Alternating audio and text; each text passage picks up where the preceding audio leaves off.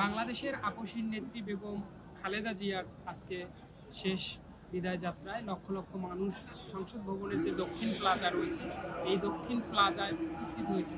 বাংলাদেশের বিভিন্ন প্রান্ত থেকে তারা এসেছেন তাদের প্রিয় নেত্রীকে শেষবারের মতো বিদায় জানাতে, দোয়া করতে।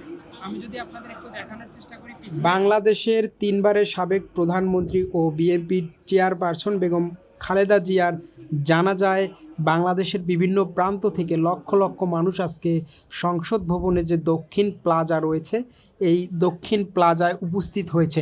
আমরা দেখেছি ঠিক ফজরের নামাজের পর থেকেই তারা এই দক্ষিণ প্লাজায় অংশ নিয়েছেন জানাজায় নামাজ পড়ার জন্য। অনেকের সঙ্গে আমরা কথা বলে জানার চেষ্টা করছি, তারা জানিয়েছেন বাংলাদেশের আপসীন নেত্রীকে ভালোবেসে এবং তার শেষ বিদায় যাত্রায় তারা দূর দূরান্ত থেকে ছুটে এসেছেন। বেগম জিয়া সম্পর্কে যদি একটু আমি বলে রাখি, সেটি হচ্ছে গৃহবধূ থেকে তিনি সরাসরি একদম বাংলাদেশের যে রাজনীতিতে তিনি যুক্ত হয়েছিলেন শহীদ প্রেসিডেন্ট জিয়াউর রহমানের হাত ধরেই। মরহুম শহীদ প্রেসিডেন্ট জিয়াউর রহমানের মৃত্যুর পরেই বিএনপির হাল ধরেন বেগম খালেদা জিয়া। এরপর দীর্ঘ লড়াই সংগ্রামের পর তিনি এই বিএনপিকে টিকিয়ে রেখেছিলেন। বিগত ফেসিবাদ আমলে বেগম খালেদা জিয়াকে বিভিন্ন সময় বিভিন্নভাবে জেল জুলুম নির্যাতনের শিকার হতে হয়েছিল। এরপরই আমরা দেখেছি এই আপসীন নেত্রী কোনো ক্রমেই ফেসিবাদের সঙ্গে আপোষ করেনি, দৃঢ়চিত্রে তিনি বাংলাদেশকে নেতৃত্ব দিয়ে গিয়েছেন।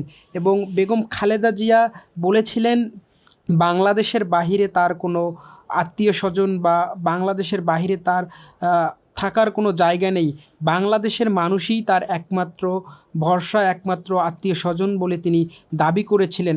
এই কথাগুলো তিনি কিন্তু দৃঢ়চিত্তেই ফেসিবাদী আমলেই বলে এসেছেন, যার প্রেক্ষিতে আজকে লক্ষ লক্ষ জনতা কিন্তু তাকে শ্রদ্ধা নিবেদন করতে এই সংসদ ভবনে যে দক্ষিণ প্লাজা রয়েছে এই দক্ষিণ প্লাজায় অংশ নিয়েছেন। দল মত নির্বিশেষে সকলেই এসেছেন।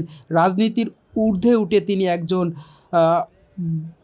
মানবিক নেত্রী হিসেবে আখ্যা দিয়েছেন অনেকেই বলছেন বেগম খালেদা জিয়া হচ্ছেন গণতন্ত্রের প্রতীক।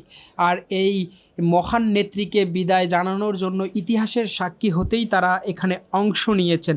আমরা দেখতে পাচ্ছি আইনশৃঙ্খলা বাহিনীও কিন্তু কঠোর নিরাপত্তায় দাঁড়িয়ে রয়েছেন সংসদ ভবনের যে দক্ষিণ প্লাজা সেই দক্ষিণ প্লাজায়। শুধু সাধারণ জনগণ নয়, বিভিন্ন রাজনৈতিক ব্যক্তিবর্গও কিন্তু আজকে বেগম খালেদা জিয়ার যে জানাজা এই জানাজায় অংশ নিতে দক্ষিণ প্লাজায় এসেছেন, সেটি আমরা দেখেছি।